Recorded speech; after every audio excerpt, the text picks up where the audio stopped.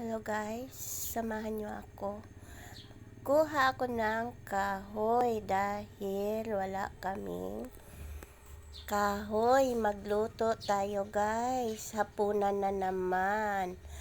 Oh, diba? Yan. Naranasan nyo rin ba nang magbuhat ng mabigat? Kaya guys, ito ang gawain natin.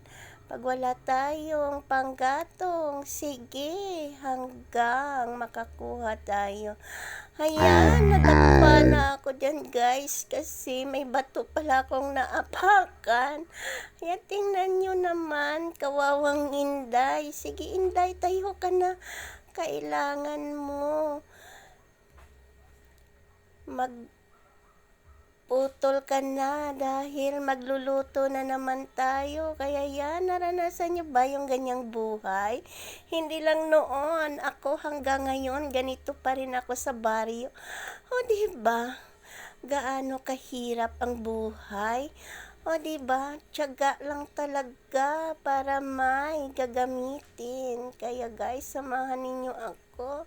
O diba, hirap na hirap si Inday dyan. O, mag-apoy tayo dahil nga magluto tayo ng kamote para may pang merienda. Dahil nga merienda time guys. O, diba?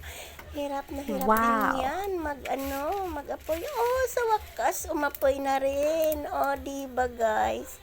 O yan, ang buhay ni Inday sa baryo. Yan, may punas-punas style pa si Inday. O kaya guys, o diba, sana nakarelate kayo sa buhay nyo noon. Kasi ako noon hanggang ngayon, ganito ang life. O diba, nagluluto tayo sa kahoy. Oh, kaya thank you for watching guys. Sana nagustuhan nyo ang aking vlog for today. Thank you. Like and share.